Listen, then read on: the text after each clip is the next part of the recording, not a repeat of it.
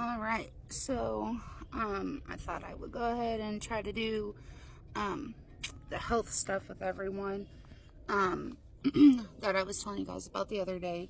So pretty much, I just started to realize that our bodies are constantly in communication, and life is expression. It's a constantly unfolding movement, and so I started realizing how much our bodies communicate with me being sick. Kept going to all these doctors and nobody could help me out, so I tried to figure it out on my own. And whenever I did that, I found a lot of helpful things I'm trying to share with you guys. So one of the things is like I was saying, is that our bodies are always expressing themselves.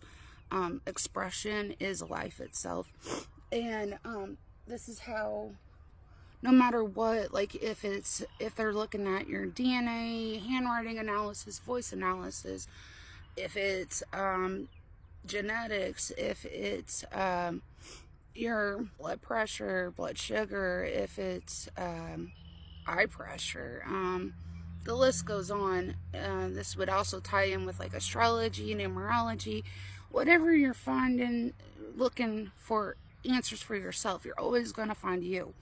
And because there's a uniqueness to your expression, and that can't be avoided to express. So what I've realized is it either gets expressed outwardly or inwardly, and you kind of have to balance that and figure out, does this need to be expressed outwardly, or do I need to keep this in, and finding that balance in a healthy way. So whenever I look at bodies, and kind of what I'm saying is, there's also a book too that Travis got me that was called Metaphysical Anatomy by Yvette Rose, and I read a lot of that, and it made a lot of sense.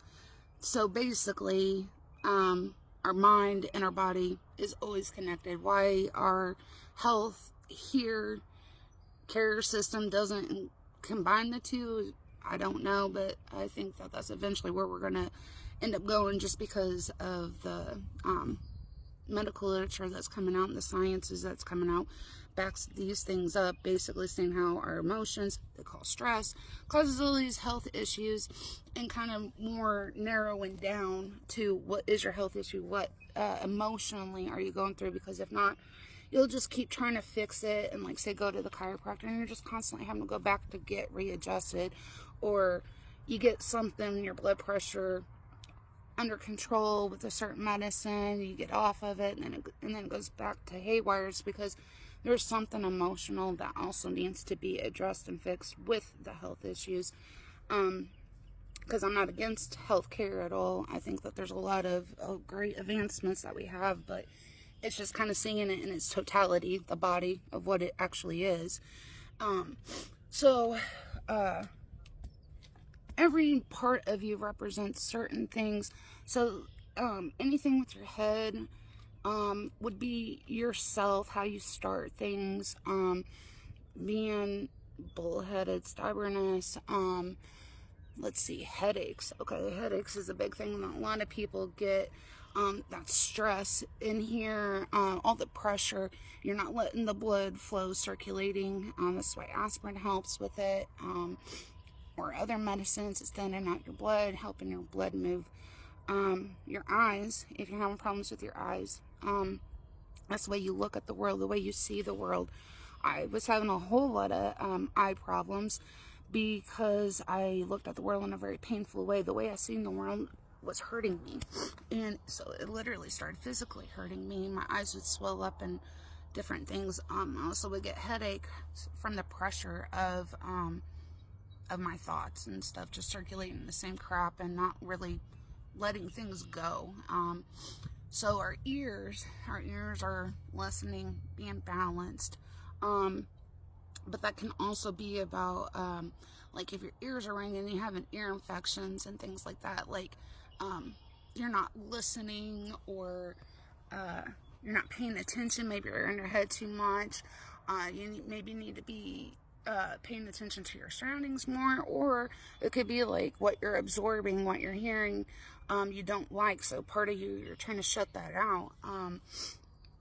That could be with ear problems. And then again, this is where ear problems could lead to like imbalances and things like that. Because whatever you're listening to, or you don't know what to listen to, because this is where people can get vertigo, feeling lost. They don't know where they're at in life, or they don't know what steps to take forward, or they're having a hard time trusting advice or themselves and what they're feeling to move forward. Let's see. So arms are is our will, like our personal will, and what we're willing to do, because that's what we do with these. This is our 5 wills, our 5 senses: sight, touch, sound, smell, taste. What do we do with that sensory input? How do we respond to things? So if you're having a hard time with your arms and hands, like carpal tunnel, things like that, like I have a bad shoulder where I've had just injuries at work and stuff like that. But so the right side is going to be masculine, the left side is the feminine. All of my injuries were on my right side. Even my neck injury or surgery was on the right side. All my dad issues. So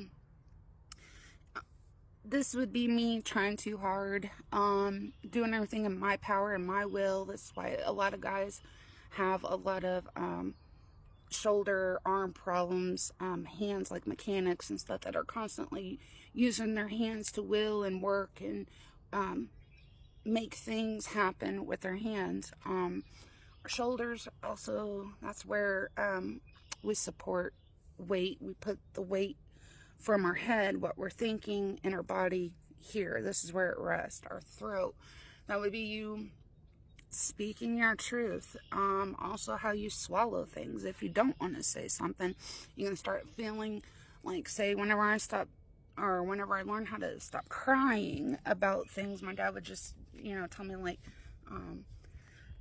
don't cry in front of people, and give them the satisfaction of seeing you cry. Well, once I started learning how to push it down, I felt powerful at the moment, but I started to push down a lot of things, and so then you get like suppression in your throat because you're not speaking your truth, or things like that. Having a hard time swallowing things. Let's see. Also how you look too. So like if you're scared, you want to look straight ahead, you're going to stiffen that. That means you're not being flexible enough. You're not looking behind you, looking to your left, to your right. Again, more balance. Your nose, that is like discernment. How much do you know? And why do I say discernment also is because, like, say you can see food, but you can also, like, if it's iffy, you don't know, it kind of looks good. It looks like say a poison berry or something. If you don't know, that's why animals smell things, to discern, to get a sense of it, get more information about it. So if you're having those issues, sinus problems, this is being stuffy could be part of it. Like you're thinking that you know it all, and you're getting kind of congested and clogged up with that. Constantly having a runny nose is like it's just coming out. You don't even know what, half the time. Blood represents like all deep wounds, things like that. If it's not, then it's more lymphatic system, and that's more like your sewage system in your body. So I'm trying to think. Okay, so your mouth, like how you chew, how you break down things. Let's see, because like people, I'm trying to think of like health problems that people have, like locking your jaws. That would be like everything's too tough, too hard, and so you bite down because what do you do whenever you haven't chewed what you already got in your mouth? You do this, you don't want it anymore, or you're saying no to something. But whenever you're just really locking down and you're stressed and then you have a lot of pressure, that's just meaning you're having a hard time biting through, working through, kind of, I'm trying to think of the word that, just how you like tear things down, how you can break it down and handle it so you can swallow it, pretty much. Teeth would be like more integrity, because that has to do with your skeletal system. So like that would be more of the core of who you are.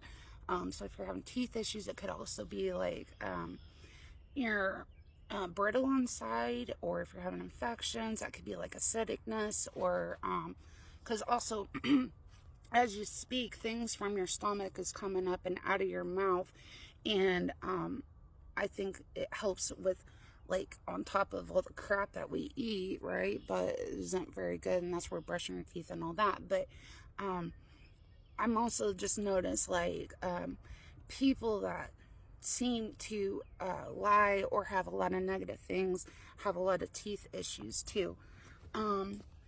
Chest would be our ability to support, give. Do we have things to give? Lungs would be, it's an exchange of oxygen. So inhale, exhale. There, everything has an expiration date. So are you holding on to things?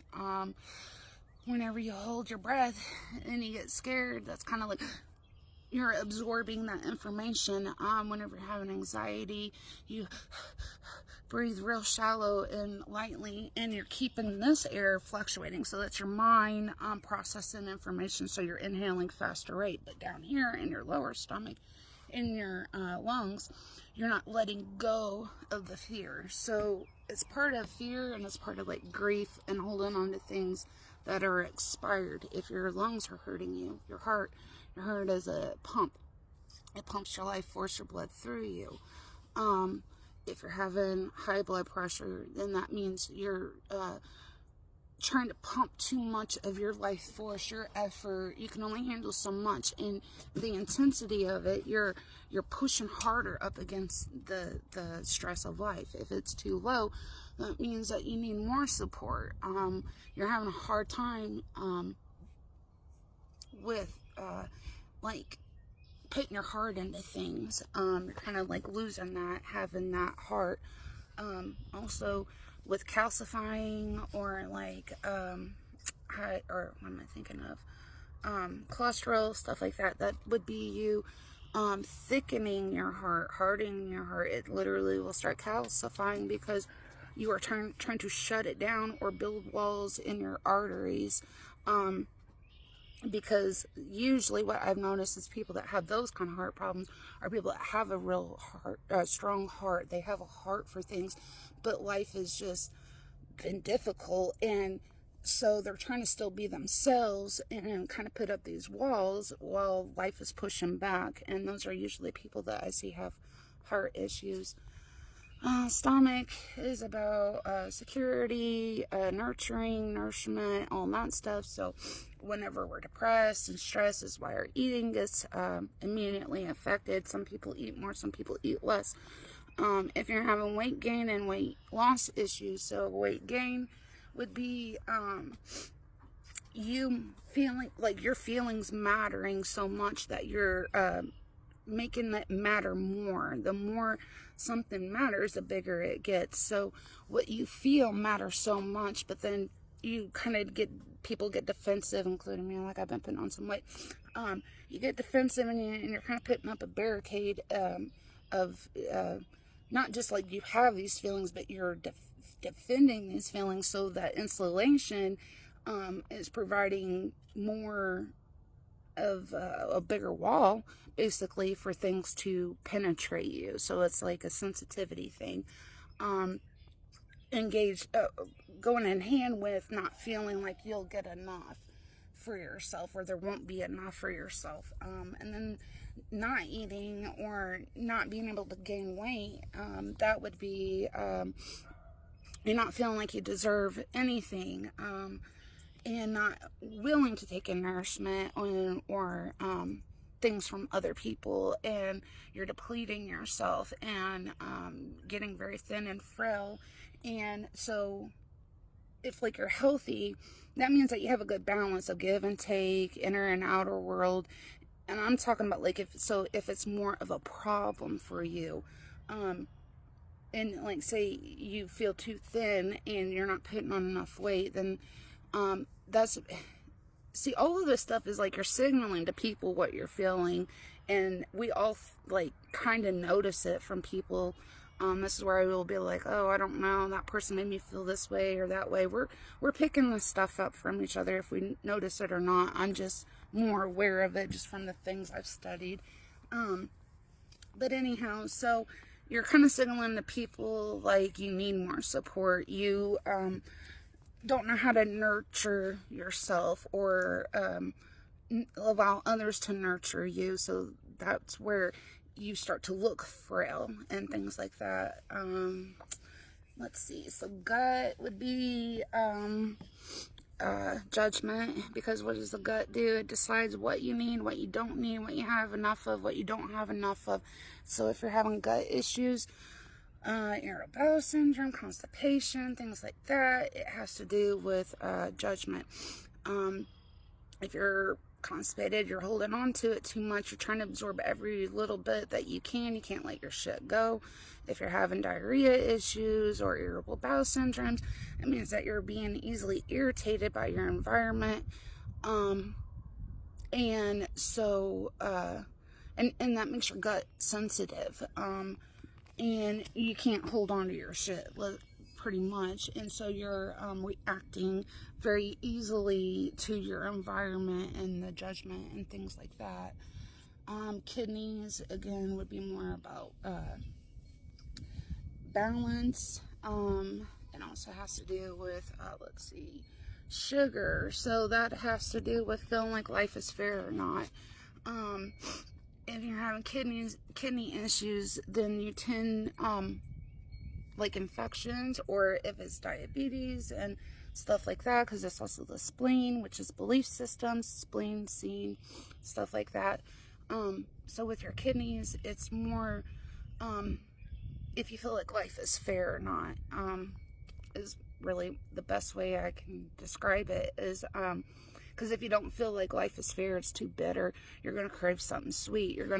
We're trying to balance these chemical, emotional things in our bodies. If you're born with like type 1 diabetes, that means that it's ran in the family for a long time, of feeling unjust or unfair, or feeling like you're getting the short end of life or a situation and things like that. And that's where I feel like, if anything, if people are being born with it, then whatever that emotional thing is, it's been in the family long enough that it's popping up as you're born. It's not developed later on in life.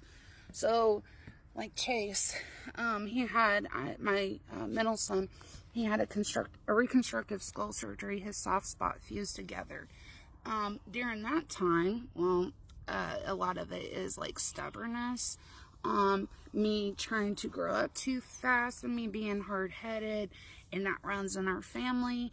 And not all my kids didn't have that, he did, but in that, whenever I was pregnant and during conception with him, that part of my life was being really highlighted, because whatever we conceive our children, and also the fetuses are affected by the environment, the mother, their surroundings. So they're already picking that up. If it's not even like through the DNA, they're also fetuses, as they're in the womb developing, absorb like how much food there is, how much love there is. I know it sounds crazy, but there's a lot of studies and research about that stuff too.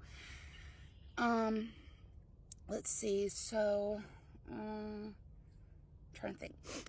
Your hips and things like that, your thighs would be your ability to be flexible, to expand, how you get from one place to the next. Because like, okay, now I'm thinking, all right, so there's people with back issues. Back issues is either like, if you got crooked spines, that means you're having a hard time standing up for yourself. You're bending too much. If you are having like arthritis, that's you being too rigid, too stiff, not being flexible enough, or because you constantly have to move your joints. Everything needs to move to stay in its like prime condition, because that's what life is movement and expression. Anything stagnant is going into a state of decay. Let's see. Knees would be how you stand, because that's how you use your knees to stand. You use your knees also to kneel when something brings you to your knees. But it's the pivot point in between your shin and your thigh, and it's the biggest thing of it's still flexible, but it's how you get around.